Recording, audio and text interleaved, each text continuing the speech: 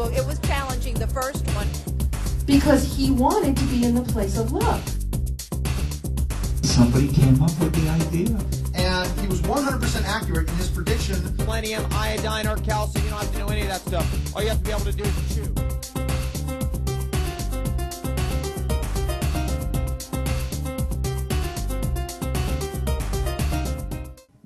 Thank you. Thank you all for coming tonight. This is usually the climax of the expo for me. And, you know, we've also had some very serious discussions about sexuality, sensuality. We have a really great panel. Actually, this is one of the more really exciting panels. And Sam Gedal, who's with The Sensuous Life, who's dealing with couple sensuality, individual sensuality, increasing awareness, communication. What else? You just tell them what else, Sam. We work with the more that people want to have in their lives. So the more. With the more that we all want to have in our lives, in relationships, in intimacy, and an orgasm. Okay. So it's interesting in spirituality. I think what happened is we used to fear sin, and now as a society we fear dysfunction. And I think what's happening is that people want to have more. They don't know how to access that more. They want to like have experiences and be free in expressing themselves and finding ways to integrate all these things in their lives and for it to make sense in their minds. And I think this is the where we're at in our society now is people are trying to figure out, well, if I do this, will it mean I'm this? And if I do that, will it mean I'm that? And they're just looking for some kind of permission to say, oh, go ahead and try it, and then see how it feels and give it a shot. And then, you know, then you can try something else and try that one. So your work, how do you give people permission to feel in the work you're doing? Well, what it starts is with people having an understanding of their relationship to their sex and to their desire. And so they have to get to that core that is the them first. So then once they have that relationship into their identity of their desire and of their sex, then they can begin to explore because they already have a foundation, a similar foundation of who they are. And then they're not constantly in fear of this new thing that it might label them or people will think they're strange. So what we do is we take people and we kind of lead them through gates and through passageways so they can confidently know that there's somebody who's gone before them and somebody who's experienced this work, and take them by the hand and say, okay, try this for a little while. You don't have to do it for the rest of your life. You know, you don't have to be tied up or, you know, whatever it is for the rest of your life. We'll untie you. It's okay, you know. But what is it? You know, well, experience that. Check it out. See what it is. Have some fun. Taste it like a good meal. Taste it. Like really relish it on your tongue and see who you are there. And that's what we encourage people to do. Right.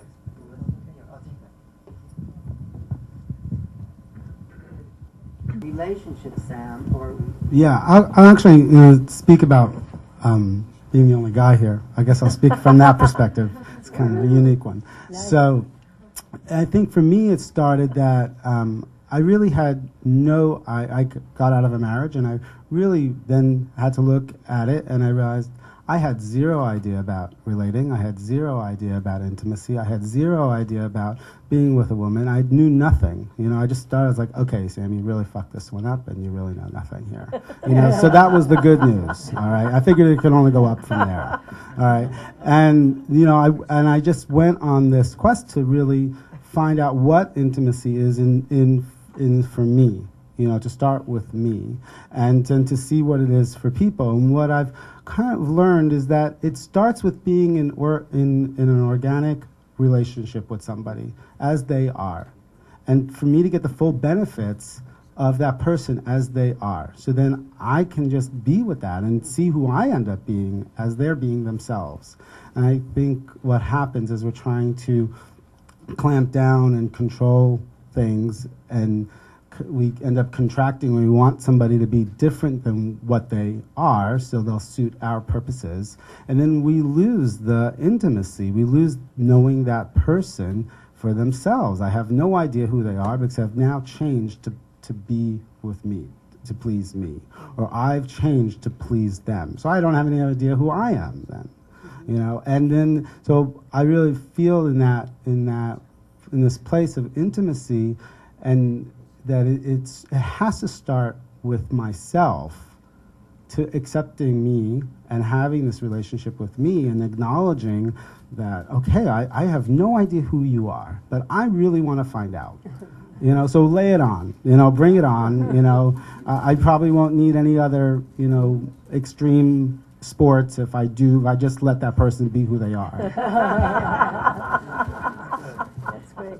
Yeah, so I think, you know, there's so much that we haven't experienced compared to the little bit we have, and that gets locked into a pattern, and it's like we're missing the rest of the world. So do you want to talk about that, Sam? And so, interestingly enough, we're working on a documentary, and it's sensual biographies, and it's we're allowing people to be their sensual self, express their sensuality, and then speak it. And what we noticed, what happens, you have to slow down a lot to have your words catch up to what's going on. So then that increases the sensation quite a bit. And one of the things that we've seen in the documentary is that people are masturbating, but it's one of the first times that they're bringing their pleasure out into the light of day.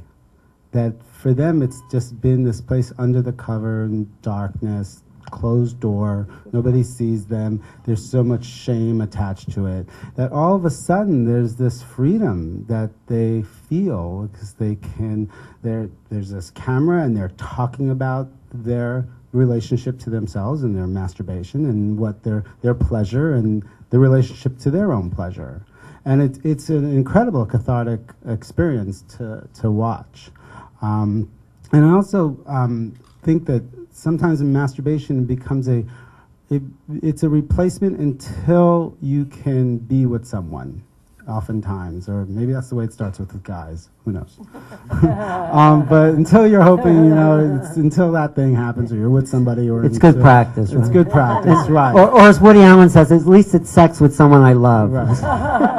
But then it's a whole different shift. Once you do have a lover, you have lovers, and you don't have to, but you do anyway. It's a total shift in your relationship to your own sex. And I think that's incredibly powerful. Great. And also, speaking from that perspective, I started researching orgasm and my own orgasm and orgasm in general about 10 years ago. And what culminated for me in that was after learning a practice that I learned from Nicole, which is orgasmic meditation, and being part of One Taste for 5 years, is that my body was in an automatic state. I had done a 1 hour demo, and that year after that, my body was just in a constant automatic what? Automatic energy release. Of sexual orgasm? Of orgasmic energy, just floods of energy that I would just like be shaking at times.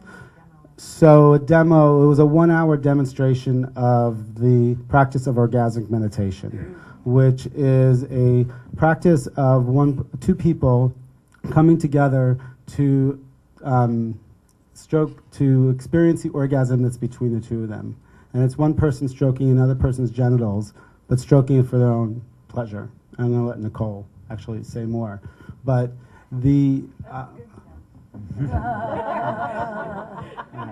so that was a practice. That's a practice that I've taken on because I wanted to know orgasm. I wanted to know it in relationship with women, and I wanted to know my own. So once I entered into that, though, I had to then let myself go. I had to just let my body have it, whatever it was going to happen. So whatever way the energy was going to flow, I just had to get into agreement with that. And it shows up in some incredible, remarkable ways. You do all kinds of things you'd never think you'd do in your whole life, but you do them. And it's just like being in the out of control, in that place where your total involuntary system is just activated all the time.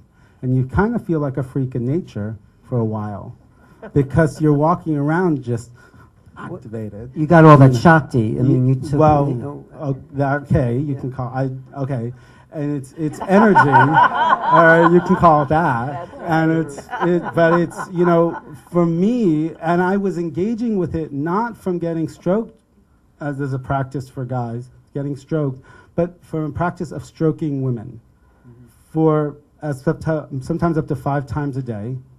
But consciously taking that on as a practice. And the energy just looped through me where I was now activated. And I was directly connected to her energy. And so as a guy, that's the practice that I've taken on, to be in full relationship with orgasm as it exists. Great. You have anything to add? No? Okay, because no? Okay, because Sam, I also want to know. Okay, but just this one part about then did sexuality and sensuality start to merge? Because it seems like it's much easily merged in women as opposed to my experience. My research and my own, I started to research my identity to my sexuality. All right, and I started doing that. Actually, I just stopped having sex. So I can feel what it was. I was living in an intentional sensual community where people are having sex, but I chose not to, which is all part of the research. And one things I learned is that I have a really small range in my sex. That I actually it doesn't take a lot for me to feel full. And as a guy, that was really disturbing because I thought I was supposed to be a stud and go on forever, and I'm watching them around me and I'm feeling like a total loser.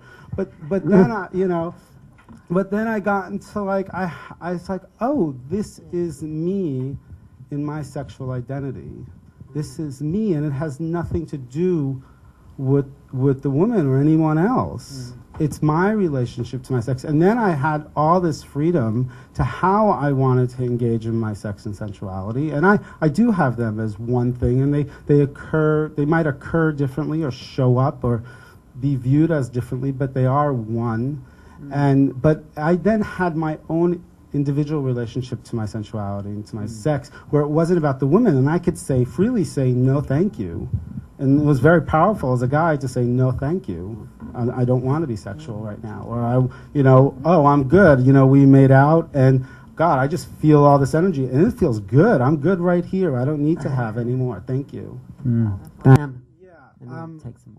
my own experience, this has happened more lately, that I'm actually having a lot more energy after climaxing. And are you ejaculating? Yeah. Okay. I'm actually having a lot more energy, and I think it has to do with the place of my my relationship with my desire and not actually have. Excuse me. Let me start again. It's the relationship of not being hungry. All right, where I'm not so have to go there. I still have to go over that. By the time I get there, I'm just flatlined. Don't you think it has more of connection with your partner in the sense that you have it seems to me observing there's a connection there that you're being fed by?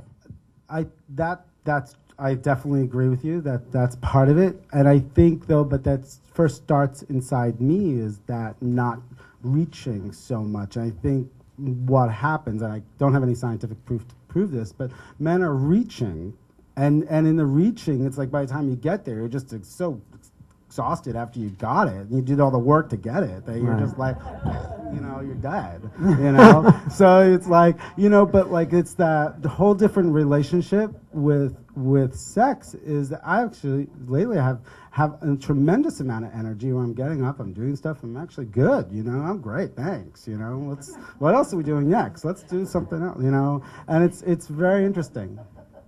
A question, yes. Oh, sorry. We'll get to you after. What do you feel? My partner and I have a company called The Sensual Life, and we work with individuals, men, women, and couples in all relationships, and how to have the more intimacy, the more expressive desires, the more of communication that we all want to have in our relationships, in all kinds of relationships. We work with groups. We have a course coming up the end of this month on relationship, intimacy, and orgasmic meditation. We also have we have an online that just started, came up tonight. It's called www.thesensuallife.com, and it'll be an online community, and we're exploring the sensuality in all things, in music, in food, in travel, in art.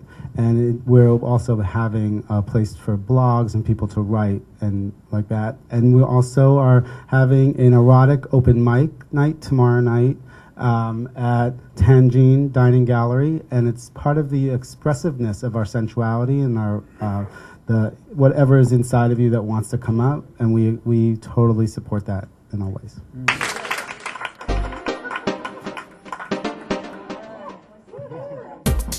That rocked.